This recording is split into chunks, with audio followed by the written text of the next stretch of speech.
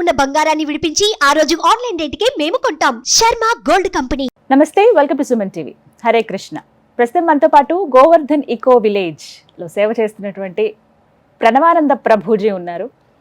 వీరి గురించి ఒక్క మాటలో చెప్పాలంటే అది చాలా కష్టం అండి. సుమన్ టీవీ ఆడియన్స్కి పరిచయం అవసరం లేని పేరని చెప్పాలి. ప్రత్యేకంగా రీసెంట్గా గోవర్ధన్ ఇకో విలేజ్కి కూడా మేము వెళ్ళాము. అక్కడ సందర్శించి అసలు అక్కడ ఉన్నటువంటి ఆ ప్రదేశాన్ని మాటల్లో వర్ణించలేము, ఎంత అద్భుతంగా ఉందో. ఆ కృష్ణయ్యను చూస్తే అలా ఉండిపోవచ్చు. వెళ్ళి వచ్చిన తర్వాత మళ్ళీ చాలా అతి కష్టం మీద ప్రభుజీ ఇంటర్వ్యూ ఇప్పుడు మనకి సాధ్యమైంది. వారు మనకు కొంత సమయం ఇచ్చారు. గోవర్ధన్ ఇకో విలేజ్ గురించి వాళ్ళు చాలా విషయాలు మనం మాట్లాడుకోబోతున్నాం. చాలామంది సందేహాలు కూడా ఈ వీడియో ద్వారా నివృత్తి చేయబోతున్నాం. ప్రభుజీతో మాట్లాడదాం. ప్రభుజీ నమస్కారం. హరే కృష్ణ. ఎలా ఉన్నారు? బాగున్నారా?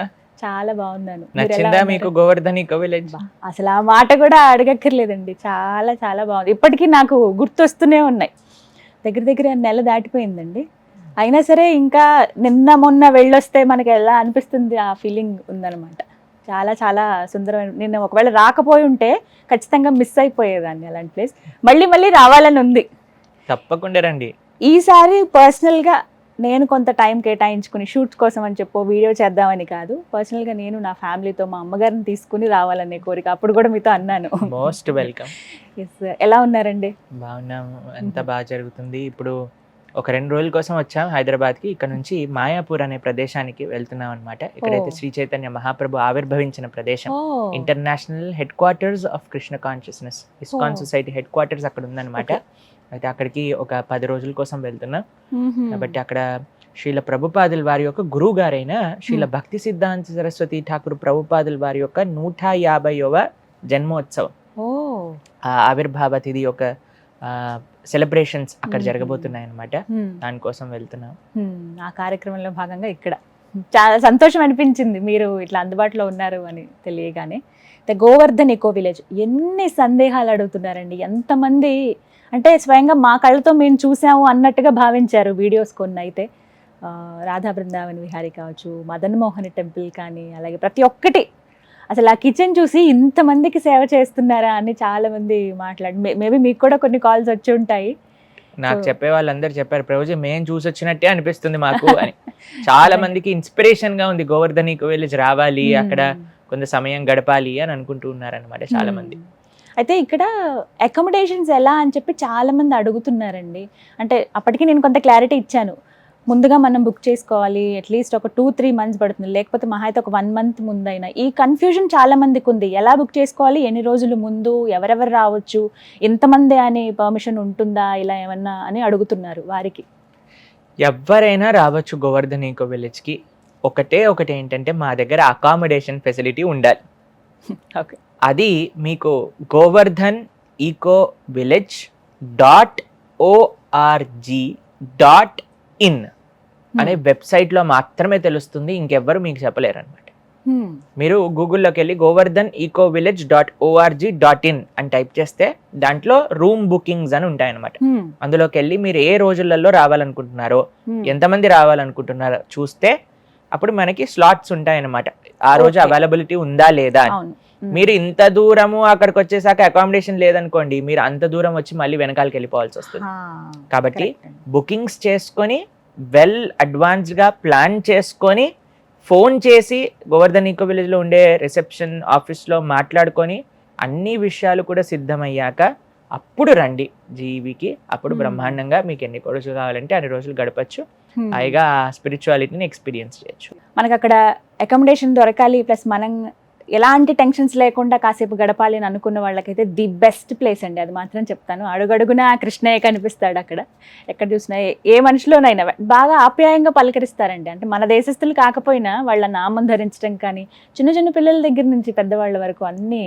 అదే అక్కడికి వచ్చినప్పుడు చేయవలసినది ఏంటి, గోవర్ధన్ ఇకో విలేజ్లో ఏం చేయొచ్చు అసలు?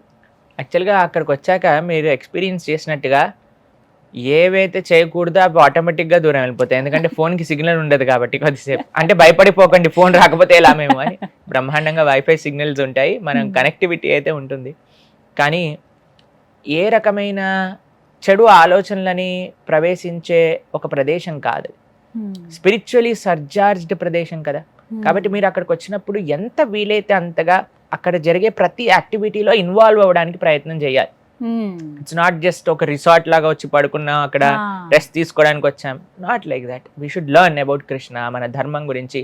మనం చూసి మీరు వచ్చినప్పుడు ఎంతమంది పాశ్చాత్య దేశస్తులు వచ్చి ఎంత చక్కగా గోసేవ చేయటం నుంచి, వాళ్ళ వస్త్రధారణ నుంచి, వాళ్ళ భగవన్నామం నుంచి, వాళ్ళ క్లాసులు ఎంత శ్రద్ధగా వింటున్నది మనం చూసాం కదా. నోట్స్ పెట్టుకొని ప్రతి ఒక్కళ్ళు చెప్పే విషయాలన్నీ రాసుకుంటూ ఎంత బాగా కీర్తన హార్మోనియం నేర్చుకుంటూ. కాబట్టి there are so many activities. ప్రతి ఒక్కరికి అటు కిడ్స్ ఇన్వాల్వ్ అవ్వచ్చు, పెద్దవాళ్ళు ఇన్వాల్వ్ అవ్వచ్చు. ఎంత వీలైతే అంత ఒక ఎడ్యుకేషనల్ సెంటర్గా దాన్ని మనం చూడాలి. నిజంగా చెప్పాలి అంటే ఒక ఆశ్రమం, ఒక ఆలయం, ఈ రెండిటి పర్పస్ ఏంటి అని అంటే it's an educational institute for spirituality. ఇప్పుడు ఏమైపోతుంది, గుడికి వెళ్ళామా, కొబ్బరికాయ కొట్టామా, అర్చన టికెట్ తీసుకున్నామా, ఏవో ఇచ్చేసామా భగవంతుడికి, పరిగెత్తామా, కోరికలు కోరుకున్నామా, చుట్టూలు గిరగిరా తిరిగేసామా, వచ్చేసామా, అంతే.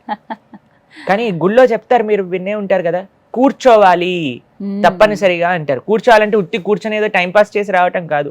ఎందుకు కూర్చోమంటారంటే గుడిలో ఎప్పుడు కూడా పూర్వకాలంలో భగవంతుడి గురించి చెప్తూ ఉండేవారు అనమాట. భాగవత రామాయణాదులు ప్రవచనాలు జరుగుతూ ఉండేవి. అందుకోసం అక్కడ కూర్చొని భగవంతుడి గురించి వినిరా అని చెప్తారు. కానీ మనం ఆ ఆస్పెక్ట్ ని కట్ చేసేస్తాం. అందుకే మనము రిచువల్ ఉండిపోయింది, స్పిరిట్ వెళ్ళిపోయింది. ఈ రెండు కలిసినప్పుడే అది స్పిరిచువల్ అవుతుంది. దాని లోపల ఉండే స్పిరిట్, అసలు ఎందుకు చేస్తున్నాం, ఏం చేస్తున్నాం, ఎలా చెయ్యాలి, ఏంటి అంతరార్థం, అప్పుడు స్పిరిచువల్. అందుకే Govardhan eco village it's a spiritual place. కాబట్టి మనం చేసే అన్ని విషయాల గురించి చెప్తూ అక్కడ, అందుకే మీరు వచ్చినప్పుడు నేను ఎలా అయితే మీకు చూపించానో, ప్రతి ఒక్కళ్ళకి కూడా గెస్ట్కి కూడా అలానే టూర్ గైడ్స్ ఉంటారు. ఎందుకంటే జస్ట్ ఏదో దండం పెట్టేసుకోండి వచ్చేసేయండి కాదు, అక్కడ అది పర్పస్ కాదు మా ఆశ్రమానికి. మా ఆశ్రమాన్ని నెలకొల్పిందే జనాలకి కృష్ణుడి ధర్మం గురించి తెలుసుకోవాలి అనే ఉద్దేశంతో. అది కాబట్టి చాలా బాగా వర్ణించి వివరించి చెప్పారండి. అలా అందరికీ వివరించి చెప్తారు అందరికి. కాబట్టి మీరు మంచిగా అకామిడేషన్స్ వెబ్సైట్లోకి వెళ్ళండి, లేదా గూగుల్లో గోవర్ధన్ ఈకో విలేజ్ నెంబర్ తీసుకోండి, అవైలబిలిటీ చూసుకోండి, అప్పుడు బ్రహ్మాండంగా రండి. గోవర్ధన్ ఈకో విలేజ్లో ఖచ్చితంగా ఈ ప్లేస్ని లేకపోతే ఈ స్థలాన్ని మీరు విజిట్ చేయాల్సిందే అన్నటువంటివి ఏమైనా ఉన్నాయండి? మీరు వచ్చాక మీకు అన్ని తెలిసిపోతుంది ఎక్కడికి వెళ్ళాలి ఏంటి అని. మీకు షెడ్యూల్స్ ఉంటాయి కాబట్టి చక్కగా మీరు గోవర్ధన్ ఈకో విలేజ్లో మార్నింగ్ ఆర్తీస్, ప్రొద్దున పూట లేవటం, ఎంత చక్కగా మార్నింగ్ ఇన్వాల్వ్ అవ్వచ్చు మనం, బ్రహ్మముహూర్తంలో లేవటము, తర్వాత సత్వగుణంలో మనం టైం నేచర్తో పాటు స్పెండ్ చేయటము, గోల్తో స్పెండ్ చేయటము, ఈవినింగ్ పూట ఎంత బ్యూటిఫుల్ యమునా ఆర్తి, మాన్ మందిర్ కీర్తన్స్, వీటన్నిటిలో ఎందుకంటే ఒక స్పిరిచువలీ సర్చార్జ్ అవ్వడానికి కోసం మన బ్యాటరీ స్టార్ట్ చేసి మళ్ళీ ఈ లోకంలోకి వచ్చినప్పుడు మనకుండే ఆ ఒడిదుడుకులు ఉంటాం కదా, ఆ క్యాట్ రేస్ లో మనం మంచిగా దృఢంగా ఉండడానికి. అయితే కొంతమంది అడుగుతున్న ప్రశ్న ఏంటంటే, ఈ వీడియోస్ ఏవైతే మనం రిలీజ్ చేసామో అక్కడికి, అంటే పర్టికులర్గా Govardhan eco village videos, Prabhuji మాకు కూడా సేవ చేయాలని ఉంది, మేము కూడా వచ్చి ఆ కృష్ణయ్య దగ్గరే ఉండిపోతామని చాలా మంది మెసేజ్ చేశారు, చాలా మంది కాల్స్ చేసి అడుగుతున్నారు కూడా. మేము పూర్తిగా వెళ్ళిపోయి అక్కడ ఉండిపోదాం అనుకున్నాం. అసలు అలా రావచ్చా, ఆ అవకాశం? అలాంటి ఫెసిలిటీ అయితే ఇప్పుడు మన దగ్గర లేదు. వాలంటీర్ ఫెసిలిటీ కూడా ఇప్పుడు మన దగ్గర అంత పటిష్టంగా లేదనమాట. కాబట్టి సర్వీస్ కోసం అని మాత్రమే రావటము అనేది ఇప్పుడు సాధ్యమైన పరిస్థితి కాదు. గోవర్ధన్ ఈకో విలేజ్లో we are already exhausted with all our facilities, అన్ని బాగున్నాయి అక్కడ, మీరు చూసారు కదా, అన్ని ఎవ్రీథింగ్ ఇస్ గోయింగ్ ఆన్. కాబట్టి సేవ కోసమే ఎక్స్క్లూజివ్ గా రావాలి అనే సిచ్యువేషన్ అయితే ఇప్పుడు లేదు, ఎందుకంటే వీఆర్ ఆల్ డూయింగ్ ప్రాపర్లీ అక్కడ. కాబట్టి ఫ్యూచర్లో అలాంటి ఫెసిలిటీ ఏదైనా ఉంటే మనం వాళ్ళకి చెప్తాం అనమాట. ఇప్పటి వరకు అయితే జస్ట్ అకామిడేషన్స్ తీసుకొని అక్కడికి వచ్చి ఎక్స్పీరియన్స్ చేసే మాత్రమే ఉంది. సేవ కోసం ఏదైనా ఎక్స్క్లూజివ్ ఆపర్చునిటీ ఉంటే అప్పుడు మనం తెలియజేస్తాం. తప్పకుండా. సో ఎవరైనా రావచ్చు, అందరికీ ఆహ్వానం పలుకుతుంది గోవర్ధన్ ఈకో విలేజ్ ఆశ్రమం. చాలా సంతోషం అండి. చాలా అంటే ఒక క్లారిటీ అయితే వచ్చింది. చాలా మంది ఎన్నో ప్రశ్నలు అడుగుతూ ఉన్నారు. సో వాళ్ళ అందరి తరపు నుంచి కొన్ని ప్రశ్నలు మేము ఉంచాను. సంతోషం ప్రభుజీ. హరే కృష్ణ. హరే కృష్ణ. పరీక్షల సమయం వచ్చేసింది. ఇయర్ అంతా ఎంత కష్టపడి చదివినా మెయిన్ అసలైన టెస్ట్ ఇప్పుడే. ఎగ్జామ్స్ టెన్షన్ చాలా మంది స్టూడెంట్స్లో మనం చూస్తూ ఉన్నాము. అంటే బాగా చదివే వాళ్ళు కూడానండి, ఎగ్జామ్ టైంలో ఏదో తెలియని టెన్షన్ వచ్చేస్తుంది. అమ్మో మనం అనుకున్నది వస్తుందో రాదో, ఆ క్వశ్చన్ మనం ఆన్సర్ సరిగ్గా ఇవ్వగలమో. కొంతమందికి అయితే ఎగ్జామ్ అని అనగానే ఫీవర్ వచ్చేస్తుంటుంది చాలామంది పిల్లలకి. పేరెంట్స్కి ఇది పెద్ద ప్రాబ్లం అయిపోయింది పిల్లల కన్నా కూడా. అంటే వీటన్నిటిని ఇప్పుడున్న ఈ డిస్ట్రాక్షన్స్ కావచ్చు, ఇప్పుడే క్రికెట్ మ్యాచ్లు అన్నీ స్టార్ట్ అవుతాయి, ఇప్పుడే కొత్త కొత్త సినిమాలు రిలీజ్ అవుతాయి, ఇప్పుడిప్పుడే అన్ని వింతలు విశేషాలన్నీ కనిపిస్తాయి. సో వీటన్నిటిని పక్కన పెట్టి మన చదువు మీద చేసే పని మీద శ్రద్ధ ఎలా పెట్టగలగాలి? మీరు ఎగ్జామ్స్ గురించి ప్రశ్న అడుగుతుంటే నాకు మేము చదువుకున్న సమయం అంతా గుర్తొస్తుంది అనమాట. అవునా? మేము ఇంజనీరింగ్ లో క్లాస్ ఎగ్జామ్ హాల్ లోపలికి వెళ్ళే ముందు వరకు ఆ పుస్తకం ఇలా ఇలా చదువుకొని అలా ఒక అడుగు లోపలేసి పుస్తకం బయట పెట్టి వెళ్ళే వాళ్ళం అనమాట. అంతే అంతే. కాబట్టి అది ఒక ప్రపంచం అనుకోండి అసలు ఎగ్జామ్స్ అంటే. మాకు కూడా భయమే ఎగ్జామ్ అంటే. కాబట్టి మన ప్రధానమంత్రి గారు పరీక్ష పే చర్చ అనే ఒక ప్రోగ్రామ్ చేశారు. నేను కూడా విన్నాను. నాకు చాలా ఇన్స్పైరింగ్ అనిపించింది. ఎవరైతే చూడలేదో తప్పకుండా వినండి, పిల్లలందరూ తప్పకుండా వినాలి. నిజంగా చాలా మెచ్యూర్గా ఆయన చాలా విషయాలు ప్రజెంట్ చేశారనమాట. నిజంగా ఒక చిన్న పిల్లల గురించి కూడా ఆలోచిస్తున్నారు అనేది చాలా గొప్ప విషయం అని చెప్పాలి, నిజంగా చెప్పాలి అంటే. అయితే పరీక్ష అనేది ఇట్ ఈస్ ఇన్ఎవిటబుల్ జీవితంలో. ఎలా అయితే స్కూల్లో పరీక్ష ఉంటుందో ప్రతి ఒక్కళ్ళ జీవితంలో కూడా మాటికి పరీక్ష వస్తూనే ఉంటుంది. డైలీ స్లిప్ టెస్ట్లు అంటారు, తర్వాత యూనిట్ టెస్ట్లు అంటారు, తర్వాత క్వార్టర్లీ, హాఫ్ ఇయర్లీ, ఫైనల్. అలానే మన జీవితంలో కూడా పరీక్షలు వస్తూ ఉంటాయి. ఇలా పరీక్ష వచ్చి మనం ఏ ఎగ్జామ్ అయినా ఇంకా ఈ ఎగ్జామ్ పాస్ అవ్వని ఎగ్జామ్ అనేది అని ఉంటుందా అండి? మన కష్టం బట్టి ఉంటుంది మనం పాస్ అవుతామా, ఉత్తీర్ణులు అవుతామా అని. ఏ ప్రశ్నలు తయారు చేసేవాడు అందరూ ఫెయిల్ అయిపోవాలి అని తయారు చేయరు. ఇది జీవిత సత్యం అండి. ఇదే జీవితంలో కూడా ఎలాంటి కష్టం వచ్చినా సరే దానికి సొల్యూషన్ ఉంది. నువ్వు ఉపయోగించాలి, మన బ్రెయిన్ని మనం యూజ్ చేయాలి, మన దృఢ నిశ్చయం ఉండాలి, మన సంకల్పం ఉండాలి, మన సాధన ఉండాలి. అన్నిటికంటే పెద్ద టెస్ట్ ఏంటో తెలుసా? డెత్, చనిపోయే క్షణం. ఆ క్షణం మనకి ఏం గుర్తొస్తుంది, మనకి ఏ డిజైర్స్ ఉన్నాయి, అది అన్నిటికంటే పెద్దదన్నమాట. కాబట్టి మన జీవితాంతం చేసే సాధన ఆ రోజుకి మనకి ఫలితాన్ని ఇస్తుంది అనమాట. కాబట్టి మనకి ఎగ్జామ్ అంటే మేము ఈ విషయాల్ని అంత దృఢంగా చెప్పలేము. ఎందుకో తెలుసా అండి, మేము కూడా ఫస్ట్ నుంచి చదువుకునే వాళ్ళం కాదనమాట. లాస్ట్ మూమెంట్లో చదువుకునే వ్యక్తిత్వం కలవాళ్ళం. కాబట్టి ముందే చెప్తున్నాను, నేను మీకు మంచి అడ్వైజ్ ఇస్తున్నా. మేమైతే ఫాలో అవ్వకపోయినా సరే మీకు చెప్తున్నాను అనమాట. కానీ ఫస్ట్ నుంచి చదువుకోవాలి అని, అది చాలా మంచి విషయం. మనకి లాస్ట్ మూమెంట్లో యాంగ్జైటీ, స్ట్రెస్ ఇవన్నీ రాకుండా ఉండడానికి కోసమే. కానీ ఎలాగలాగా చదివేసేయండి, డోంట్ టేక్ ఎనీ స్ట్రెస్. ఎందుకంటే ఇది మాకు చెప్పేవాళ్ళు ఏం చెప్పేవాళ్ళు తెలుసా అండి, 10th చాలా చదువుకో, బాగా రాసేసే బోర్డ్ ఎగ్జామ్స్, ఇంకా మొత్తం హ్యాపీగా ఉండొచ్చు అని. దాని తర్వాత మళ్ళీ ఇంటర్ బోర్డ్ ఎగ్జామ్స్, దాని తర్వాత సెకండ్ ఇయర్ బోర్డ్ ఎగ్జామ్స్, దాని తర్వాత ఇంజనీరింగ్ ఎంట్రన్స్ టెస్ట్, దాని తర్వాత ఇంజనీరింగ్లో అయితే ప్రతి సెమిస్టర్, దాని తర్వాత ప్లేస్మెంట్, అవి ఇవి.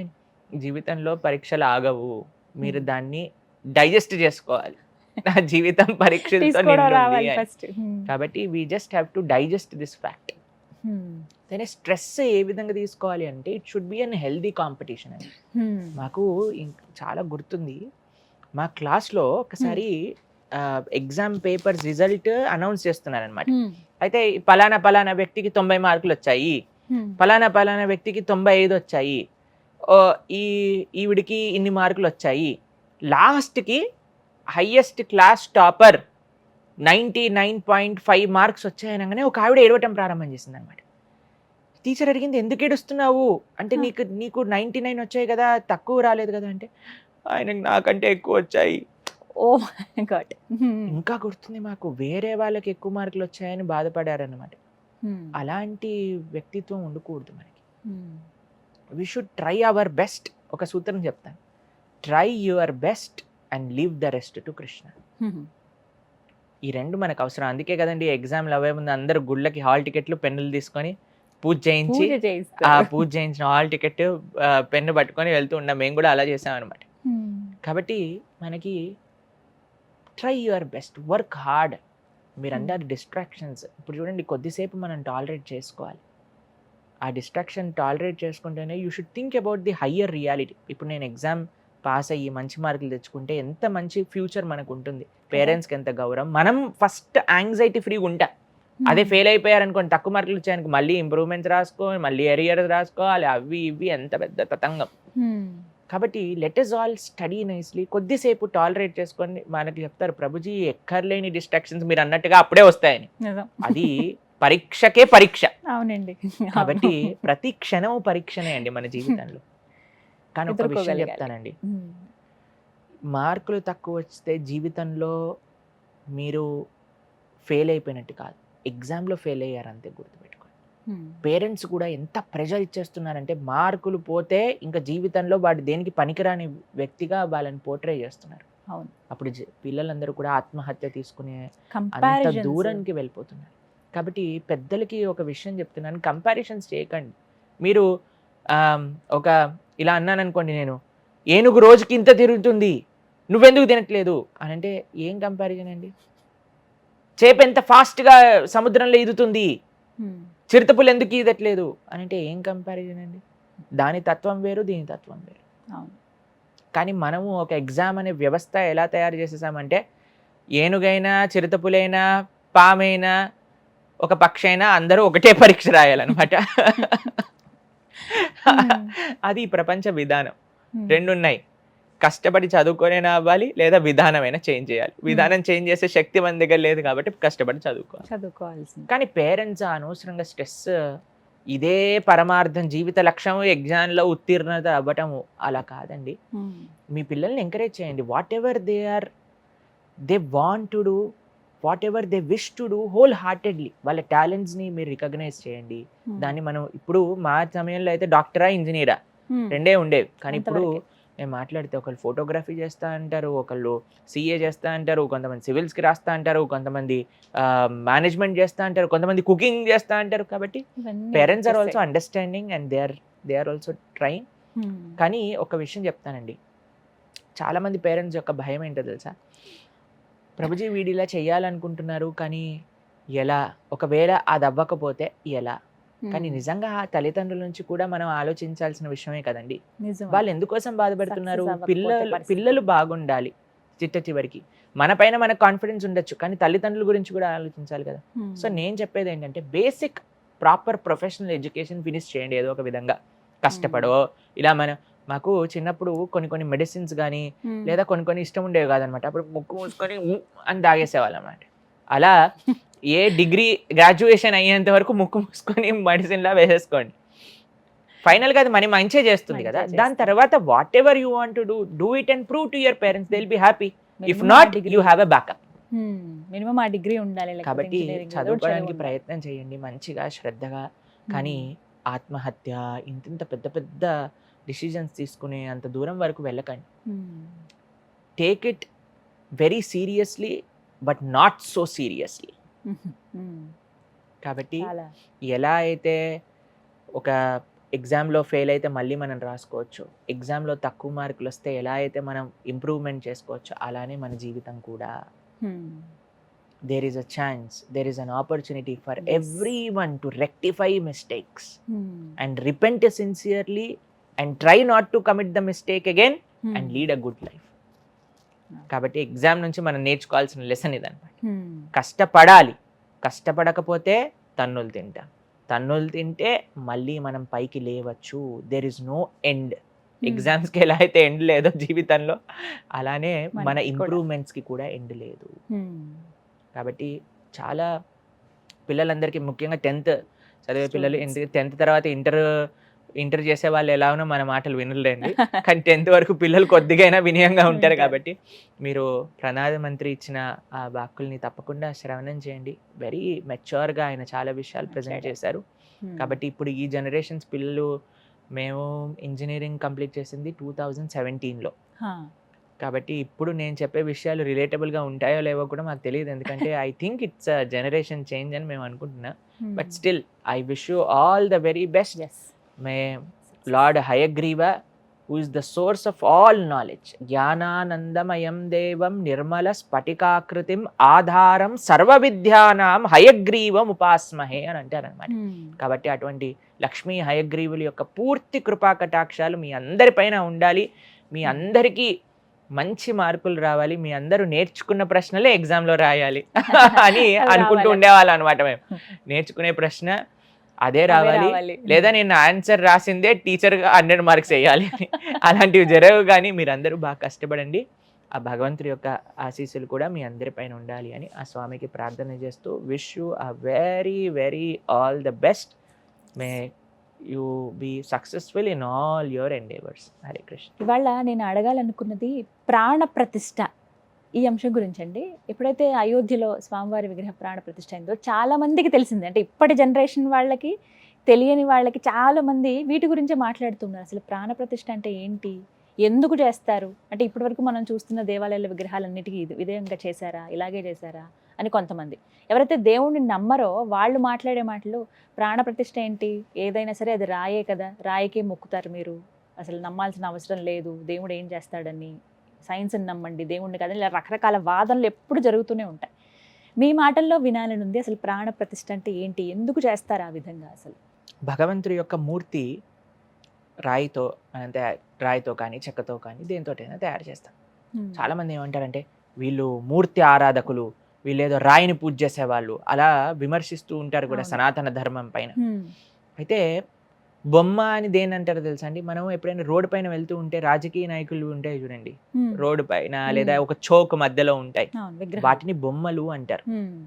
కానీ భగవంతుడిని బొమ్మ అనరు, అవి శ్రీ విగ్రహము అని అంటారు. శ్రీ విగ్రహం ఇంగ్లీష్లో తప్పు వర్డ్ యూజ్ చేస్తారు ఆలయంలో ఉండే శ్రీ విగ్రహాలకి, ఐడల్ అని అంటారు అనమాట. ఐడల్ కాదు, అవి డీటీ అనాలి. డీటీ అంటే మీకు ప్రాసెస్ ఆఫ్ ప్రాణప్రతిష్ఠ ఏంటో చెప్తాను. మీరు అయోధ్యలో ప్రాణప్రతిష్ఠ అన్నప్పుడు చాలా మంది అడుగుతున్నారనమాట, అసలు ఏంటి ప్రాణప్రతిష్ఠ అని అంటే, అయోధ్య రాముడిని తయారు చేసిన ఎవరైతే స్కల్ప్చర్ ఉన్నారో ఆయన చెప్పారు ప్రాణప్రతిష్ఠ తర్వాత నేను చేసిన విగ్రహంగా కనిపించట్లేదు నాకు అని. మీరు అందరు చూసే ఉంటారు కదా, అరుణ్ యోగిరాజ్ ఆయన పేరు. ఆయన వేరే ఒక విచిత్రమైన శక్తి ఆయన లోపల ఉంది, ఆయన వేరేలా కనిపిస్తున్నారు నాకు అని చేసిన ఆయనే చెప్పారు. ఏంటి అసలు దీని యొక్క సైన్స్ ఏంటి, అసలు మిస్టరీ ఏంటి అని అంటే, తప్పకుండా భగవంతుడు యొక్క మూర్తిని రాయి నుంచే తయారు చేశాం. రాయి ఒక భౌతికమైన వస్తువే. ప్రాణ ప్రతిష్ఠ ప్రాసెస్ ఏం చేస్తుంది అంటే, ఆ భౌతికమైన వస్తువులో ఉండే ఆ భౌతికతని తీసి ఆ భగవంతుడి యొక్క శక్తిని నింపుతుంది. మొన్నే మేము ఇక్కడికి రాకముందే ముంబైలో పాల్ఘర్ అనే ప్రదేశంలో ప్రాణ ప్రతిష్ఠ జరిగింది రాధాకృష్ణులది. మా గురువు గారు స్వయంగా చేశారు. ఆ విగ్రహాల పేరు శ్రీ శ్రీ రాధా గోకుల్ బిహారీ అని పేరు పెట్టారనమాట. అయితే అప్పుడు చూసాం యజ్ఞం జరుగుతుంది.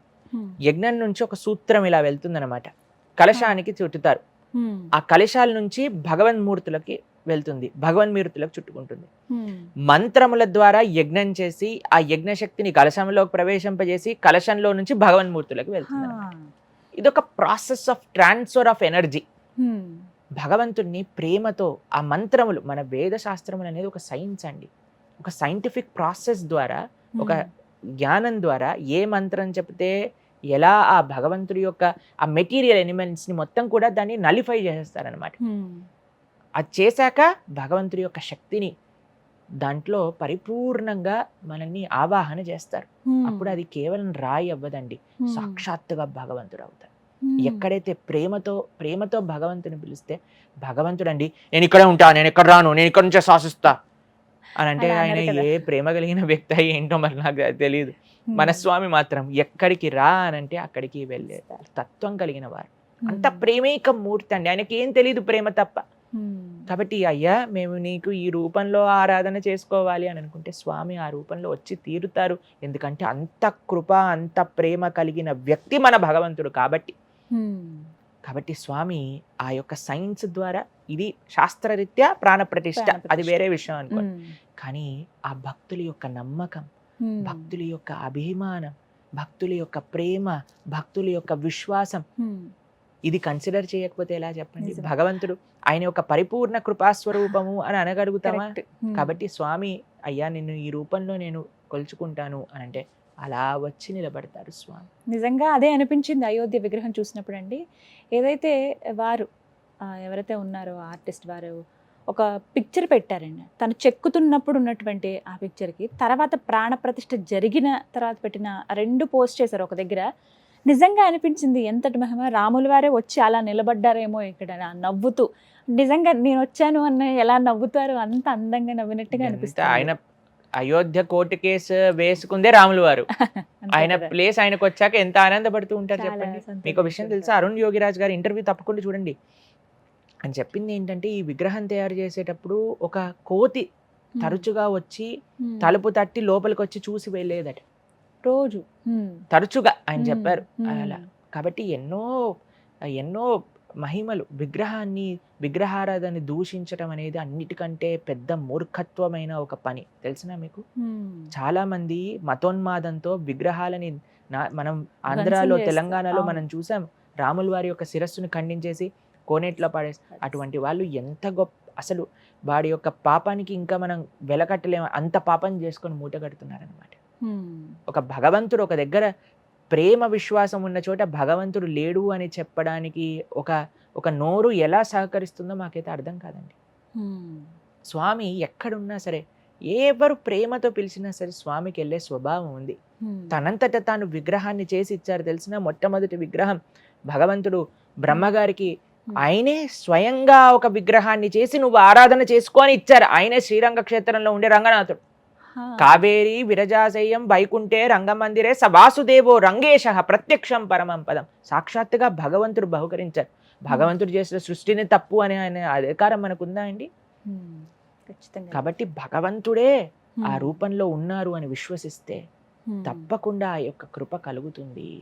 దాంట్లో అసలు ఎటువంటి సందేహము కూడా లేదు. మా ఆచార్య పరంపరలో రఘునందన్ ఠాకూర్ అని ఒకరు ఉన్నారనమాట. ఆయన ఏం చేశారంటే, వాళ్ళ నాన్నగారు బయటికి వెళ్తూ, అయ్యా నేను ఈరోజు ఒక దగ్గరికి వెళ్తున్నాను, నువ్వు భగవంతుడికి నివేదన చెయ్యి అని చెప్తే వాళ్ళ అమ్మ లడ్డూలు చేసి ఇచ్చింది. వెళ్ళాక ఓయ్ స్వామి తిను అని చెప్పారు. ఆయన తింటూ అంటే తినడు కదండి మనలాగా, ఆయన చూసి అనుగ్రహాన్ని వర్షిస్తారు. అయితే ఈయనేమో మా నాన్న చెప్పాడు తినాల్సిందే నువ్వు అని అక్కడ కూర్చుంటే స్వామి వచ్చేసి ఆ లడ్డు తినేశాడు అనమాట.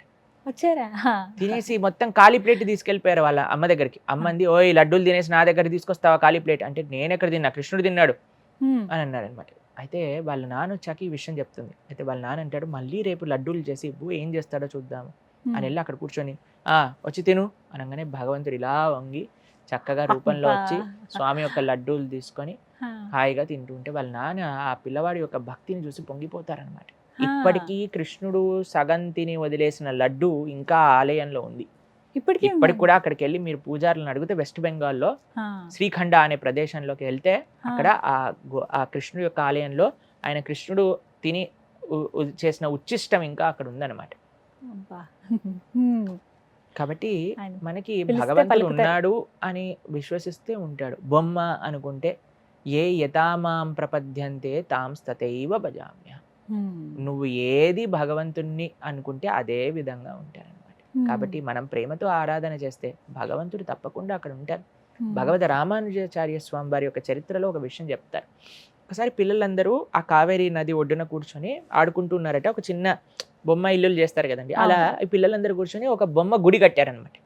గుడి లోపల మట్టితో ఒక రంగనాథుడిలో ఒక ఇట్లా చేసి ముందు ఇలా నైవేద్యంలో కుప్పలు కుప్పలుగా తయారు చేసి ఇలా నైవేద్యం పెట్టినట్టు వాళ్ళు ప్రేమతో ఇలా ఇలా అనుకుంటూ, తర్వాత మనకి ఆలయంలో ఏంటి ఒకటి అంటే, ఎవరైతే మఠాధిపతులు ఉన్నారో, ఎవరైతే ఆలయ నిర్వాహకులు ఉన్నారో వాళ్ళకి మొట్టమొదటి ప్రసాదం ఇస్తారు.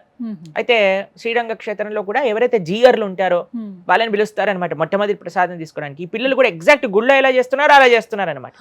ఇక్కడ మట్టిని నివేదన చేశారు, మట్టి రంగనాథుడికి చేసి వెంటనే జిఆర్ అని పిలవగానే రామానుజులు వచ్చారనమాట. అక్కడ ఇలా చేయబెట్టారు. పెట్టగానే వీళ్ళకి ఏం చేయాలో అర్థం కాలే, ఆ మట్టి తీసి చేతిలో పెట్టారు.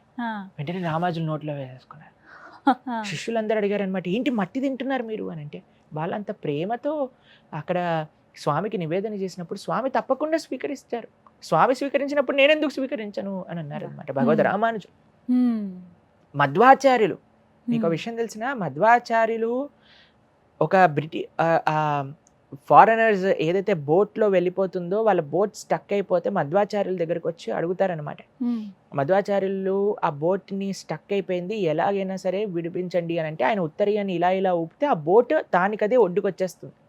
ఒడ్డుకొచ్చేసినప్పుడు ఆయన అడుగుతారు, మీ దాంట్లో మా బోట్లో ఉన్న చాలా విలువైన వస్తువులు ఉన్నాయి, ఏది కావాలని తీసుకోండి అంటే, నాకు ఆ గోపీచందనం ఉండ కావాలి అని, ఇంత పెద్ద గోపీచందనం ఉండ అది తీసుకొని వాళ్ళు ఇచ్చేస్తారు మధ్వాచార్యులకి. వాళ్ళు వెళ్ళిపోతారు. వెళ్ళిపోయాక ఆయన గోపీచందనానికి అభిషేకం చేయగానే దాంట్లో నుంచి వచ్చిన స్వరూపమే ఉడిపి కృష్ణుడు.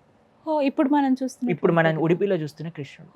ఆ విగ్రహం ఎవరు? సాక్షాత్తుగా కృష్ణుడే రుక్మిణీదేవికి ఇచ్చారనమాట. నేను చిన్నప్పుడు ఎలా ఉన్నానో అలా ఆ వెన్న చిలికే కర్రను పట్టుకొని స్వామి అక్కడ రుక్మిణీదేవి ఆరాధన చేసుకున్న స్వరూపం అది. శ్రీ చైతన్య మహాప్రభు యొక్క పార్షదులు గదాధర్ పండిత్ అని ఒకరు ఉన్నారనమాట. ఆయన పూరి క్షేత్రంలో ఈ రోజు ఇవన్నీ ఉన్నాయండి, మీరు వెళ్ళి చూడాలంతే. అందరూ ఎక్కడ భగవంతుడు రూపమా అవి ప్రతి దగ్గర మనకి ఎన్ని దర్శనాలు ఉన్నాయో. అయితే ఆయన సేవ చేసుకుంటూ ఉండేవారు అనమాట. ముసలి వాళ్ళు అయిపోయారు, చాలా పొడవు కృష్ణుడు మూర్తి అనమాట. అయితే ఆయన ఇలా పైకి ఇలా వేసి మాలలు వేసి అలంకరణ చేసి ఇవన్నీ చేయలేకపోతూ ఉండేవారు అనమాట. చాలా వృద్ధులు అయిపోయారు, ఇలా వంగిపోతూ ఉండేవారు అనమాట. అప్పుడు ఆయన బాధపడుతూ ఉండేవారు, అయ్యో నేను సేవ చేయలేకపోతున్నానే స్వామికి ఇంతకు ముందులాగా అని అనుకొని ఒకరోజు ప్రొద్దున ఆలయం తెరిచేసరికి కృష్ణుడు కింద కూర్చున్నాడు ఆయన కోసం. ఇప్పటికీ కూడా మీరు ఎప్పుడైనా కింద కూర్చున్న కృష్ణుని చూస్తారా? ఎప్పుడైనా నిల్చొని ఫ్లూట్ వాయిస్తున్న కృష్ణుడు. ఈ కృష్ణుడు కూర్చొని ఫ్లూట్ వాయిస్తూ ఉంటాడు ఆ గుడిలో. తోటా గోపీనాథ్ మందిరం పూరి జగన్నాథ క్షేత్రంలో వెళ్ళి దర్శనం చేసుకోవచ్చు. ఆయన కోసం ఆయన కూర్చుండిపోయారు కృష్ణుడు. కాబట్టి ఒక దగ్గర ఇంకో దగ్గర సాక్షి గోపాల్ అని ఉంటారు, ఆయన బృందావనం నుంచి నడుచుకుంటూ వచ్చారు సాక్ష్యం చెప్పడానికి. ఆ ఆలయంలో ఉండే విగ్రహం మాట్లాడుతుంది, కిందకి వంగుతుంది, కూర్చుంటుంది, పరిగెత్తుతుంది, దర్శనాలు ఇస్తుంది, కృపనందిస్తుంది. ఇంకెవరు చెప్తారండి అది బొమ్మ అని? అది రాయి అనేవాడి యొక్క హృదయం రాయి, అది బండ అనే వాళ్ళ యొక్క మెదడు బండ. కానీ స్వామి బండనో రాయినో కాదు, ఆయన సాక్షాత్తుగా స్వామియే అక్కడ. అన్ని అసలు భగవంతుడిని చూసారా అంటే అందరూ చూసామని చెప్పాలి. ఎందుకంటే ఆలయంలో మనం దర్శనం చేసుకున్న వెంకటేశ్వర స్వామియే భగవంతుడు.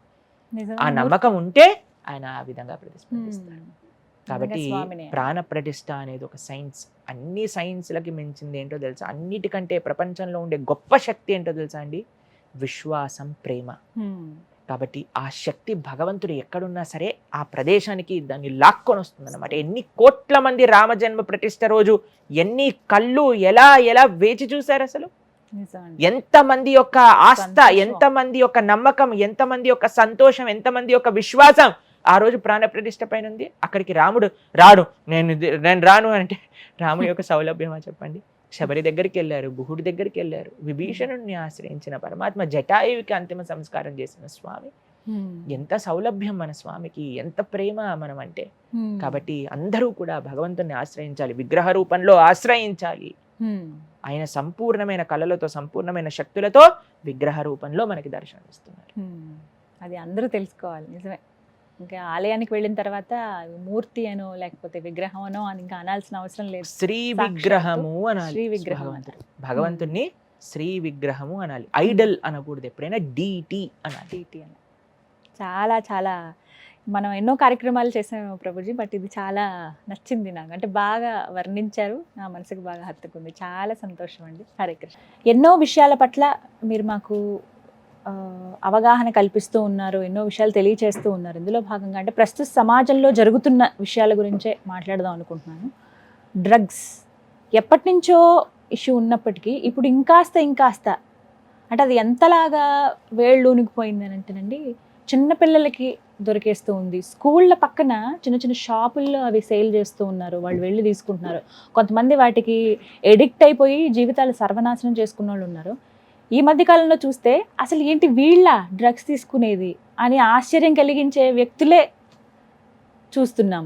అంటే ఎందుకు ఈ విధంగా యువత మరీ ముఖ్యంగా పెడదోవ పడుతోంది? ఎందుకు వాటికి అంత అట్రాక్ట్ అవుతున్నారు, ఎడిక్ట్ అయిపోతున్నారు అంటే ఏం చెప్తారు? మేము ప్రత్యక్ష సాక్షులమండి. డ్రగ్స్ అనే అలవాటు ఎలా జీవితాలని నాశనం చేస్తుంది అనే విషయం. మేము కాలేజ్లో చదువుకునేటప్పుడు మా ఫ్రెండ్స్ ఉండేవారు. ఎంత మంచి పిల్లలుగా వచ్చినా సరే ఆ సాంగత్య దోషం వల్ల, బ్యాడ్ అసోసియేషన్ వల్ల వాళ్ళకు కూడా అలవాట్లు అయిపోయేది. అసలు ఇంకా దేనికి పనికి రాకుండా ఎప్పుడు ఏదో తెలియని లోకంలో ఉన్నట్టుగా అసలు ఆ డ్రగ్స్ అనేవి ఒక మెంటల్ స్థితిని పూర్తిగా నాశనం చేసేస్తాయి. మీకు ఒక విషయం తెలుసా? మీకు ఒక ఎగ్జాంపుల్ చెప్తాను. శాస్త్రంలో చెప్పిన ఎగ్జాంపులే. క్యామెల్ ఒక ఉంటే ఈ ఎడారిలో ఉండే క్యాక్టస్ తింటుందట. క్యాక్టస్ తిన్నప్పుడు ఏమవుతుందంటే దాని నోట్లోంచి రక్తం, ముళ్ళు చెట్లు ఉంటాయి కదా, ముళ్ళు చెట్లను క్యాక్టస్ అంటారు.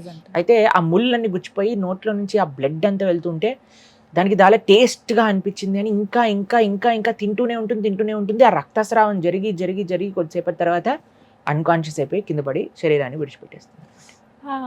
తిన్నప్పుడు ఏమో దానికి టేస్ట్, దేని టేస్ట్ చూసేది బాగుంటుంది, దాని సొంత రక్తాన్ని. మనం కూడా ఏదో వ్యసనాల పేరుతో అటు డ్రగ్స్ అని, తాగుడని, తర్వాత అప్పటికప్పుడు ఆనందంగా ఉంది కదా అప్పుడప్పుడు ఆనందంగా ఉంది అంటే నీ సొంత శక్తిని నువ్వు దిగమింగేస్తున్నావు అనే విషయం అర్థం చేసుకోవాలి. ఈ ప్రస్తుత యువత ఎవరిని ఇన్స్పిరేషన్ గా, వాళ్ళు హీరోలు ఏదో ఇన్ఫ్లుయెన్సర్లు అవి ఇవి అనుకొని తిరిగే వాళ్ళే ఎన్ని తప్పులు చేస్తున్నారు ఈ మధ్య కాలంలో మనం చూస్తూ ఉన్నాం అన్నమాట. కాబట్టి మేము కొన్ని సంవత్సరాల ముందు పెద్ద డ్రగ్ డ్రైవ్ జరిగినప్పుడు ఎంతో మందిని పిలిచి ఇన్వెస్టిగేషన్స్ చేసి పెద్ద పెద్ద సినిమా హీరోలు, పెద్ద హాలీవుడ్ స్టార్స్, బాలీవుడ్ స్టార్స్ పిల్లల్ని కూడా జైల్లో పడేసి, ఎందుకు ఇవన్నీ అంటే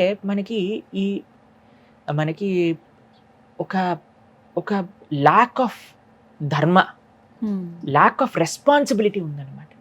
ఏ వయసులో పని ఏం చెయ్యాలి. చాలా మంది ఏమంటారు తెలుసా అండి, ఈ వయసులో ఎంజాయ్ చేయకపోతే, ఎంజాయ్మెంట్ అంటే డ్రగ్స్ తీసుకోవటం కాదురా. ఎంజాయ్మెంట్ అంటే ఎవరో అమ్మాయిని తీసుకొని తిప్పటాలు, అబ్బాయిని తీసుకొని తిప్పటాలు కాదు ఎంజాయ్మెంట్ అంటే. అసలు ఏ తల్లిదండ్రులైతే ఈ వయసు ఎంజాయ్మెంట్ కోసము అని పిల్లల్ని ప్రేరేపిస్తున్నారో అటువంటి తల్లిదండ్రులు నానాలి ఫస్ట్.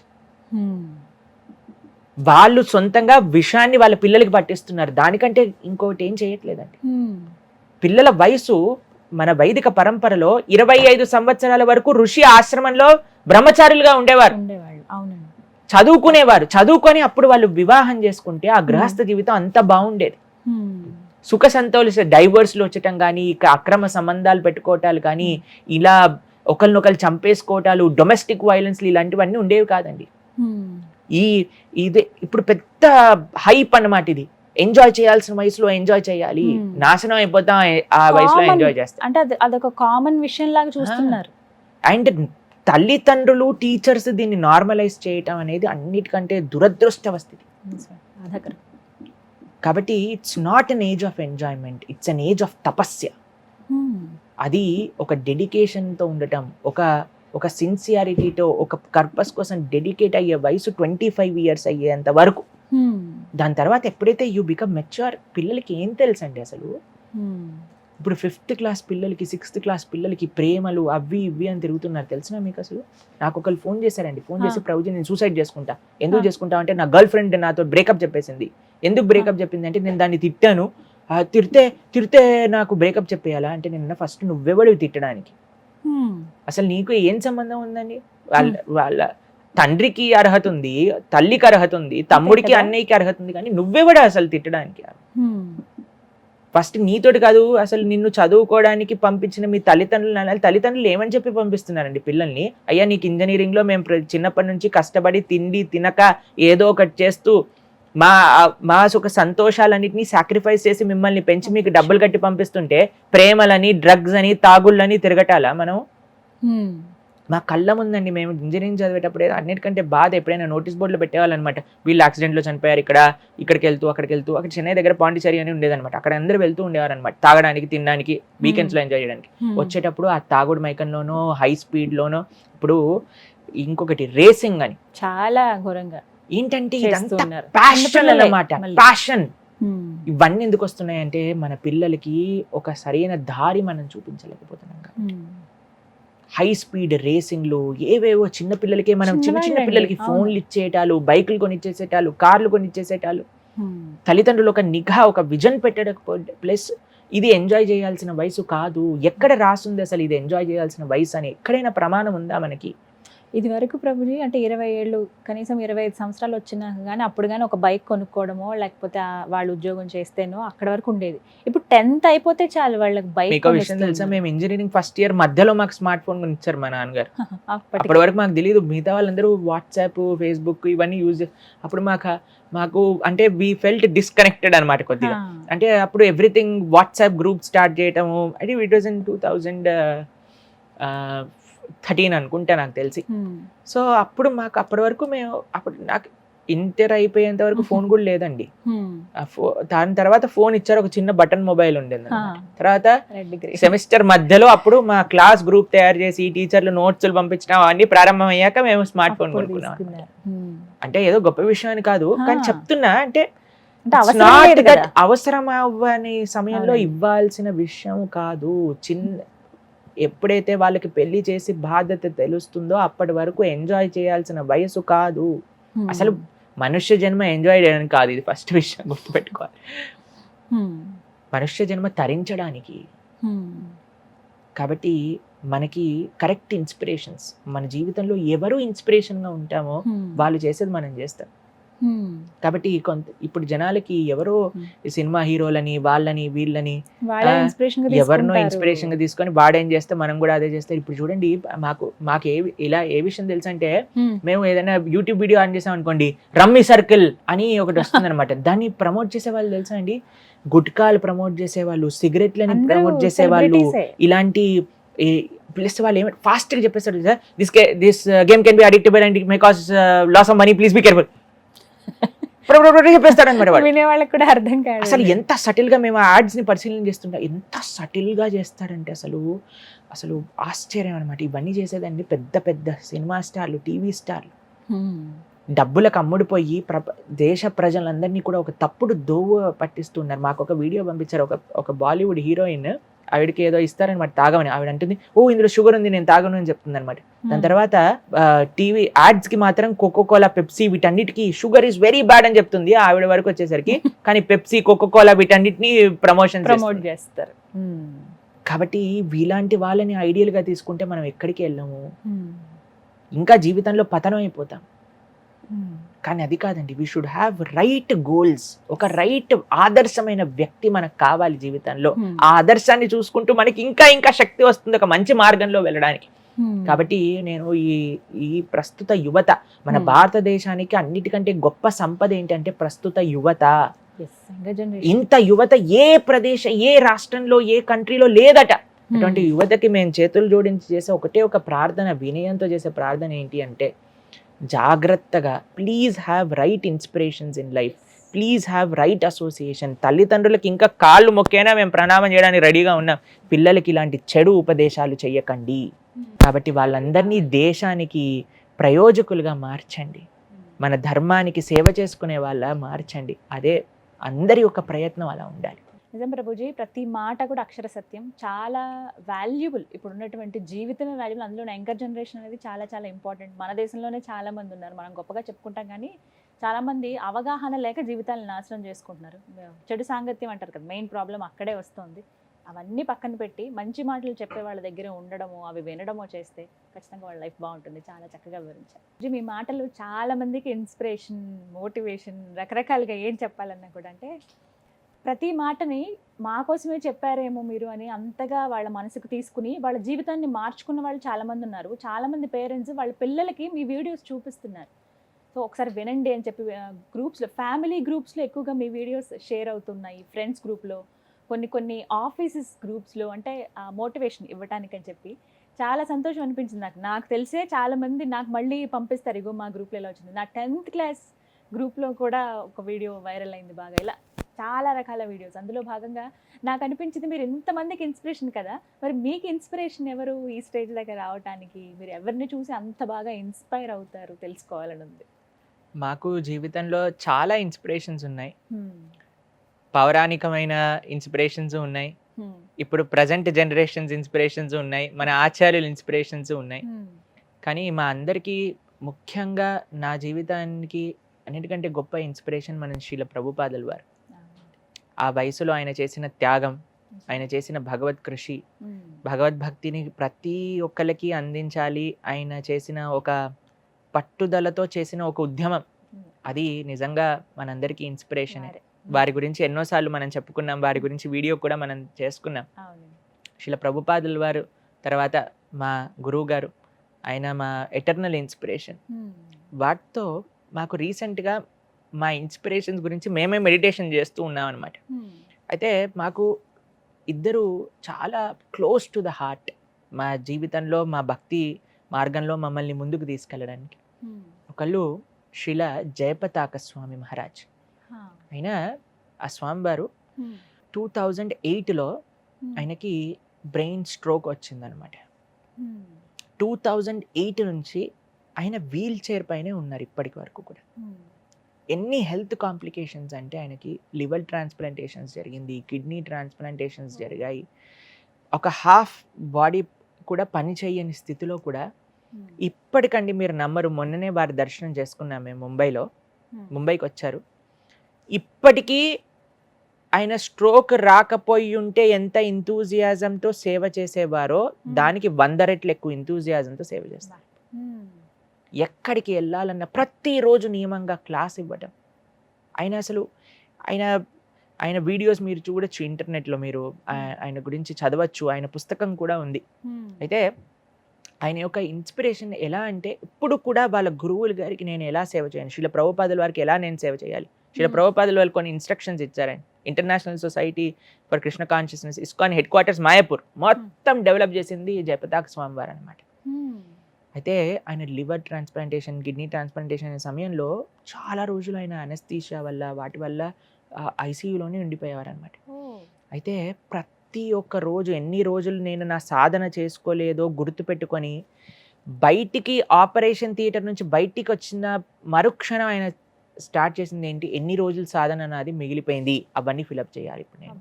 దానికి ఒక 5 సార్లు ఎక్స్ట్రా సాధన కూడా ఆయన చేసేసి మొత్తం ఫినిష్ చేస్తారు. అసలు ఆయన చూస్తేనే మనకి ఆ యొక్క ఆధ్యాత్మిక కృష్ణ భక్తి వైబ్రేషన్స్ మనకు కలుగుతాయన్నమాట. కాబట్టి ఇప్పటికీ ఎంత నిష్ఠ, ఎంత శ్రద్ధతో. ఇంకో విషయం తెలుసా అండి, ఇన్ని వేల మంది గురువైన ఆయన కూడా ఇప్పటికీ శాస్త్రాలను చదువుతూ ఎగ్జామ్స్ కూడా రాస్తారు ఆయన. ఇప్పటికీ ఒక ఆదర్శంగా ఉండడానికి 70 సంవత్సరాలు పై వయసే అయింది. అయినా సరే ఇప్పటికీ వాళ్ళ శిష్యులందరికీ ఆదర్శంగా ఉండాలి, అందరూ కూడా చదువుకోవాలి శాస్త్రాన్ని అని ఆయన ఇప్పటికీ శాస్త్రాలు చదువుకొని ఎగ్జామ్స్ రాసి ఆ సర్టిఫికెట్స్ కూడా పెడతారు. ఈరోజు మాకు ఈ సర్టిఫికెట్ వచ్చింది, ఎందుకంటే అందరికీ ఇన్స్పిరేషన్ ఉండడానికి. ఆచార్యులు అంటే ఏంటో తెలుసా అండి, శాస్త్రాన్ని తెలుసుకోవటం, తెలుసుకున్న ఎసెన్స్ని ఆచరించటం. అందుకే గోదాదేవి తిరుప్పావైలో ఆచార్యులని పక్షితో పోలుస్తుంది, గురువులని పక్షితో పోలుస్తుంది. పక్షికి 2 రెక్కలు ఉంటాయి, ఒకటి ఆచరణ, ఒకటి సాధన. ఈ రెండిటిలో భగవత్ తత్వంలో వాళ్ళు విహరిస్తూ ఉంటారన్నమాట, ఆధ్యాత్మిక ప్రపంచంలో విహరిస్తూ ఉంటారు. కాబట్టి ఒకవైపు ఆయన ఎంత దృఢ నిశ్చయమైన సాధన, దాంతోపాటు దాని యొక్క ఆచరణ. ఒక భక్తులు మొన్నే చెప్తున్నారనమాట, అసలు ఎంత కాన్షియస్ అంటే, ఒకసారి ఆయన వీల్ చైర్ పైన కదండి, చాలా మంది ఆయన నెత్తి ఇలా తీసుకెళ్లాల్సి వస్తుంది ఎక్కడైనా. బై మిస్టేక్ ఒక డివోటీ కాలు తగిలిందట ఆయనకి. వెంటనే ఆపమని వెనకాల తీసుకెళ్ళి ఆ డివోటీకి సారీ అని చెప్పి ఆయన ముట్టుకొని ఇలా దండం పెట్టుకున్నారట. అంత గొప్ప గురువులు, వేలాది మంది శిష్యులు ఉన్న ఆయన ఒక, అంటే వీఆర్ నాట్ కాన్షియస్. చాలా మంది గుద్దేసి వెళ్ళిపోయే వాళ్ళు కూడా ఉన్నారు ఈ ప్రపంచంలో, నోటీస్ చేయకుండా, మీరు చూసే ఉంటారు. కరెక్ట్ అండి. కానీ అటువంటి వ్యక్తి ఆ స్థితిలో ఉన్నప్పుడు బై మిస్టేక్ కాలు తగిలినా సరే వెనకాలకి వెళ్ళి సారీ అని చెప్పే ఒక గొప్ప తత్వము. అంటే ఎంత గొప్ప వ్యక్తులు అయి ఉండాలి చెప్పండి ఇటువంటి వాళ్ళు. కాబట్టి ఆయనను మాకు చూస్తే మాకైతే ఎంత ఆదర్శం అంటే, కొంతమంది మాకు చెప్తుంటారు, ప్రభుజీ ఈరోజు నాకు జలుబు వచ్చింది, అందుకే మేము జపం చేయట్లేదు. ఈరోజు జలుబుకే మనం జపం చేయట్లేదు, తలనొప్పికే మనం జపం చేయట్లేదు అని అనుకుంటే, ఒక శరీరం, సగం శరీరం పనిచేయని స్థితిలో ఇన్ని కాంప్లికేషన్స్, నిరంతరం టెస్ట్లు, ఆయన చూస్తే మనకి ఇక్కడంతా పర్పుల్గా అయిపోయి ఉంటుంది అనమాట, ఆ ఇంజెక్షన్స్ వీటి వల్ల అన్నిటిలో కూడా. అయినా సరే ఆయనను చూస్తే ఆ శక్తి, ఆధ్యాత్మిక శక్తి ఎప్పుడు కూడా ఎవ్వరికి నో అంటూ ఆయన చెప్పరనమాట. అంతగా ఆ సమయంలో కూడా అండి అసలు ఎంత ఆయన, how we can just enjoy what ever we have in life considering it is Krishna's mercy. ఒక విషయం చెప్తాను. ఆయన ఒకసారి ఒక దగ్గర ప్రసాదాన్ని స్వీకరిస్తున్నారట. వాళ్ళ శిష్యురాలు ఒక ఆవిడ ఇడ్లీలు చేసి ఇచ్చారట స్వామివారికి. అయితే ఈ స్థితిలో ఉండి మీరు అనుకోవచ్చు, మనకి కొన్ని కష్టాలు వస్తేనే మనం డిప్రెషన్లో, యాంగ్జైటీలో, ఇప్పుడు ప్రతి ఒక్కడు అంటానండి నాకు డిప్రెషన్ ఉంది, నాకు యాంగ్జైటీ ఉంది. ప్రాబ్లమ్స్ వింటే నాకైతే నవ్వు వస్తుంది. వాళ్ళందరికీ చెప్తే స్వామివారి శరణు వెళ్ళండి, స్వామివారిని చూడండి మీరు అని. ఆ స్థితిలో అండి, ఆ బాధలో అయితే ఆయన ఇడ్లీ తింటున్నారట. అయితే ఒకళ్ళు వచ్చి అడిగారట, బాగున్నాయా ఇడ్లీలు అని అంటే, వీటిని మాయాబురు పంపించండి, మన కొత్త టెంపుల్ ఫౌండేషన్లో వేస్తారు దీన్ని అని అన్నారు. అంత గట్టిగా ఉన్నాయట రాయిల్లాగా. అంటే ఆ స్థితిలో కూడా, అంటే ఎంత we can, life is all about being happy in practising dharma. ఏదో కోల్పోయిన వ్యక్తులుగా బతకాల్సిన అవసరం లేదండి. మా స్వామివారు ఒకళ్ళు ఉన్నారు, భక్తి మార్గ స్వామి అని, ఆయన కెనడాలో ఉంటారు. ఆయన ఏమని చెప్పేవాళ్ళు సార్, లాఫ్ ఆర్ డై అంటారు అనమాట. ఆయన ఎప్పుడు అందరినీ నవ్విస్తూ ఉంటారు అని చెప్తారు, లాఫ్ ఆర్ డై అంటారు ఆయన ఎప్పుడు. ఎందుకంటే మీకు ఒక ఎటర్నల్ ట్రూత్ చెప్తాను, స్వామివారి దగ్గర నుంచి నేను నేర్చుకుంది ఈ భౌతికమైన కష్టాలు కాదు, మన మనస్సు కానీ మన ఒక ఇంతూజియాజంతో మనం పెట్టగలిగితే, ఒక హయ్యర్ పర్పస్ కోసం, ధర్మం కోసం, గురువు కోసం మనం జీవించగలిగితే భగవంతుడు ఎంత శక్తినైనా మనకి ప్రదానించగలుగుతాడు. అటువంటి నిష్ఠ శ్రీ జయపతాక స్వామి మహారాజ్ నుంచి మాకు ఎప్పుడు చూసినా అంతగా కనిపిస్తుంది అనమాట. ఈయన మా మొట్టమొదటి ఇన్స్పిరేషన్. రెండవ ఇన్స్పిరేషన్, మీరు కలిసారు గోవర్ధన్ ఈకో విలేజ్ వచ్చినప్పుడు, శ్రీమాన్ గౌరంగ ప్రభు, మీరు ఇంటర్వ్యూ చేశారు, ప్రభుజీతో మాట్లాడారు. ఆయన ఐఐటి ముంబైలో చదువుకున్నారండి. ఆయన పార్ ఇంటెలిజెన్స్ అండి ఆయనది. ఆయన ఈజ్ ఎక్స్ట్రీమ్లీ ఇంటెలిజెంట్ వ్యక్తి. అసలు ఏ విషయాన్నైనా సరే ఎంత క్విక్గా అండర్స్టాండ్ చేసుకోవచ్చు. ఆయన టెంపుల్కి వచ్చినప్పుడు, మొన్న మేము యాత్ర అయింది, మీకు పూరి యాత్రకి వెళ్తున్నాం మా గురువు గారితో అని చెప్పాం కదా, ఆయన ఇస్కాన్లో ఉండే టాప్ మోస్ట్ మేనేజరల్ పోస్ట్లో ఉంటూనే గోవర్ధన్ ఈకో విలేజ్ మొత్తం మేనేజ్ చేస్తున్నా, గోవర్ధన్ ఈకో విలేజ్ డైరెక్టర్. దాంతోపాటు టెంపుల్ ప్రతిరోజు ఆ యాత్ర జరిగినన్ని రోజులు 10,000 11,000 మంది భక్తులు ఎవరైతే వచ్చారో వాళ్ళందరి కోసం వంట ఆయన ప్రొద్దున పూట 2 గంటలకి లేచి జపం పూర్తి చేసుకొని ప్రొద్దున నుంచి మధ్యాహ్నం 3 గంటల వరకు వంట చేసేవారు. ఇంకో విషయం తెలుసా, వంట చేశాక వచ్చి ఒక అరగంట తర్వాత ప్రసాదం తీసుకొని వెళ్ళి మళ్ళీ అన్ని గిన్నెలు కడిగేవారు అనమాట. ఆయన వీడియో మేము చూసాం. సామాన్లు వచ్చినప్పుడు గోడౌన్కి ఆయన సొంతంగా బ్యాగ్స్ అన్ని తీసి పెట్టుకొని గంటల తరబడి ట్రక్కులు అన్లోడ్ చేశారు. మేము ఆయన ఎంత ఇన్స్పిరేషన్ అండి. మేము కోవిడ్లో ఆయన యొక్క ఇనిషియేటివ్ ద్వారా గోవర్ధన్ ఈకో విలేజ్ రోజు 8-10 వేల మందికి ఫ్రీగా ప్రసాదం పంపించేవాళ్ళం అనమాట. అయితే ఆయన కుకింగ్ చేసేవారు. కుకింగ్ చేస్తూ మన జగన్నాథుడు ఉన్నాడు కదా, జగన్నాథుడి దగ్గర కూర్చొని పుస్తకం పట్టుకొని శ్లోకాలు మెమరైజ్ చేస్తూ ఉండేవారు అనమాట. ఇటు ఆ కుకింగ్ ఉడికేంత వరకు శ్లోకాలు ఒక్క నిమిషం వేస్ట్ చేయరండి ఆయన. ప్రొద్దున నుంచి రాత్రి దాకా ప్రతి క్షణం. తర్వాత ఇంకో విషయం తెలుసా అండి, ఆయనకుండే రెస్పాన్సిబిలిటీస్. ఈజ్ అ పార్ ఎక్సలెంట్ ప్రీచర్.